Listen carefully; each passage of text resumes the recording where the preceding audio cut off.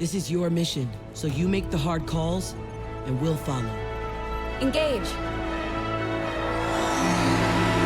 Welcome, friends. We are back talking Star Trek Prodigy Season 2. We're up to episode 17. This is the one entitled Brink. Now, there will be spoilers ahead, so if those aren't for you, this is your last warning. Now we're cracking into the episode. We actually start with a bit of a flashback, but it's to events unseen earlier this season, where we discover that Essentia, future version Essentia, is experimenting on the wormhole technology months ago in order to try and copy the Starfleet protostar power or something along those lines. And then Wesley Crusher shows up. I have to imagine this takes place relatively shortly after the events where we last saw him. He was fighting off the loom and he sent our crew back to safety. This is one of those ones where if you watch it twice, you're probably going to have even a better experience. That's not to say I hated it on the first watch. It just was so quick and it was over so soon. It took me a second watch to really let all the stuff sink in. This episode kind of takes our team, our cadets from the protostar mission, as well as Majel, and has them go on their own undercover mission, basically because they're the only ones able to do it in a very loophole-y sort of way. So our cadets aren't technically Starfleet yet because I guess they're provisional or something like that. Majel resigns her commission, which is a very, very Star Trek thing to do. We've seen it happen time and again, specifically characters like Worf, or that whole thing where they're like, oh, I'm taking my comm badge off and resigning my commission to Starfleet. Next episode, however, going right back to being first officer on a ship or whatever. I don't mind it. It's a fun trope, and it definitely makes sense for our characters in this show to be the ones to do it. It gives them a logical reason to be on this mission, even when there are probably more experienced or better people to do it. Heck, if you go back to TNG's Chain of Command, there was no real reason you should have Beverly Crusher and a relatively aged Captain Picard doing undercover covert ops on a Cardassian planet. So it's definitely not the sort of thing you can really poke too many holes in here in Star Trek. While I wasn't expecting it, it was a great touch to have a Harry Potter crossover here. Apparently Rok-Tahk is the one who invents the invisibility cloak, so whether or not we'll see the rest of the Deathly Hallows in this series, I can't be sure, but I have to imagine they will factor in at some point down the line. Great couple of twists thrown in here, the first one being that the person working with Ilthuran in the Rebel Alliance or the Underground Insurgency or the Bajoran Militia, whatever we're going to go ahead and call it here in this version of the show, is young Essentia. Now, this was kind of teased and foreshadowed a little bit earlier on, but we've seen so little of any of the Solum stuff in quite a while that it was probably not something on the forefront of most people's minds, especially if this show had been viewed as originally intended on a week-to-week basis instead of being bingeable.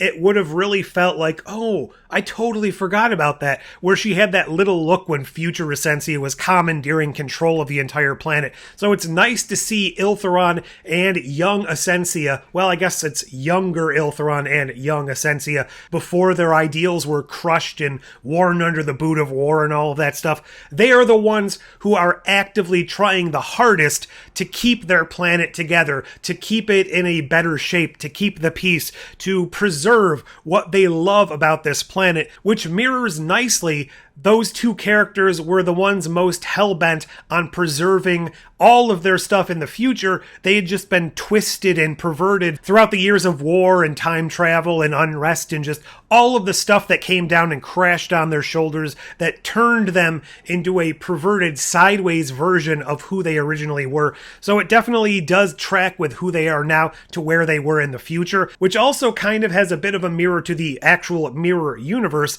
there, but for the grace of God, throughout the changing circumstances, you could see yourself be twisted into something you no longer recognize, and specifically, that is what young Essentia sees here. She does not like who she became in the future and is actively working against this person ever coming to be. Now, I mentioned there was a Harry Potter crossover here. Something else I wasn't expecting is the Scooby-Doo crossover, because Gwyn actively turns into Fred. First thing we'd better do is split up and search the school for clues. They were only given one emergency transporter. Our teams are now Gwyn, Zero, Rock, and Murph. They go off to find Wesley Crusher. Meanwhile, the team of Dahl, Majel, and Jankum, they go to rescue the Diviner, or Ilthuran, because he is not the Diviner yet in this time period. That storyline was probably the quickest. That's where we learn the whole twist with who Ilthuran and young Essentia are and what they're working with as far as the rebellion goes. The main meat here is the rescuing of Wesley Crusher, or is it really a rescue? And I have to say, this is a big up for the episode. We find out this is all part of the plan. It turns out he allowed himself to be captured as part of the plan. His absent-minded nature and his inability to keep track of linear time in a meaningful way as far as our characters go, he thought he had let them in on the plan. This was part of it. He needed to be captured here because it's through the experimentation of future Essentia here where she will be able to invent the wormhole technology, which will inevitably lead them to send the protostar back in time and both create and prevent the time loop and kind of sew up reality and allow everything to exist. You can get Gwyn to take that little armband off, and the loom will no longer be trying to eat existence as we know it. The better instincts of Fred actually led us astray here, however, because Gwyn allowing our team to split up went directly against all of the instructions, those secret messages going all the way back to the beginning of the season. You must stay together. They all interpreted that as some sort of team spirit, all working towards the same goal. But lo and behold, he physically meant you guys gotta keep all your bodies in the same physical location, okay? Because when they split up, they're no longer on the correct path. They've just gone off into some unknown future, and since he apparently looked in all possible outcomes, and this isn't one of the good ones, does that mean we're actually going to end up in a darker timeline or not a correct timeline? Are we not saving time by the end of the series? Or is something else going to happen where, due to the circumstances and the changes and the growth our characters have gone through, they will make a choice that is so different and so out of the box that it wasn't anything that was preordained or it wasn't a possible thread into the future, and that will allow things to kind of sew themselves shut?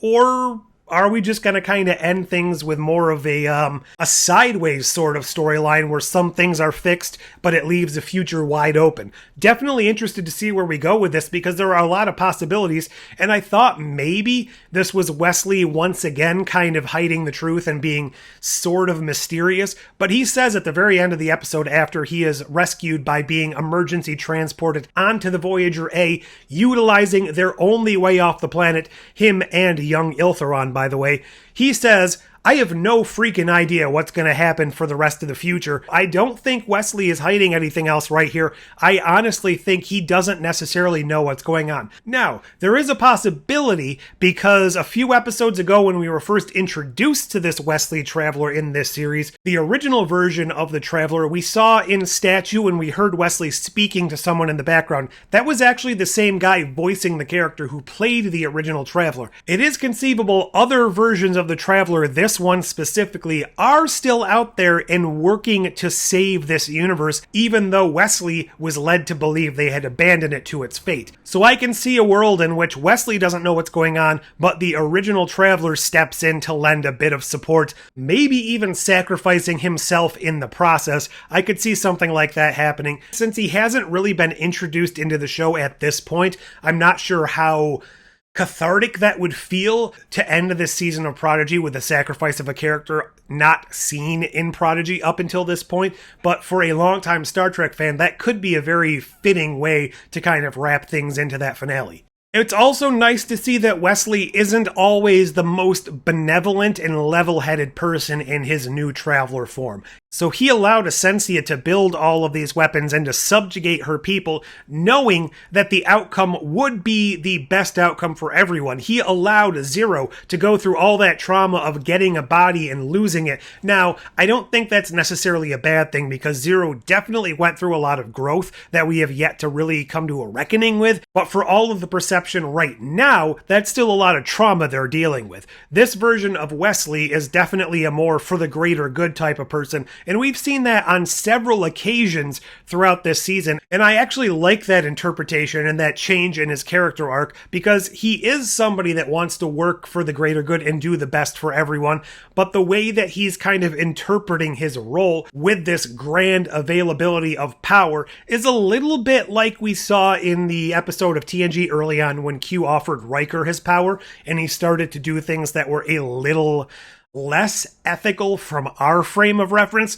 and I like that Wesley has kind of undergone a similar growth here. Not saying he's evil, not saying I want to see him go Breaking Bad or anything like that. I just like his growth and his change as a character, and maybe he'll learn something from this experience having to deal with all of these righteous Starfleet people again. He'll come back down to Earth a little bit and gain a bit more perspective on the humanity he left behind when he just traveled out into the cosmos. All in all, I really like what this episode did. Again, like I said, my first watch, I was slightly less impressed, but watching it a second time, there was a lot going on in this episode that really does inform where we're heading and answered a lot of the questions we sort of still had lingering. It would have been nice to see a bit more with Chakotay, Janeway, and the Voyager A crew here, but at the end of the day, this is a Prodigy show. The Prodigy kids should be the front and center of all the stuff going on.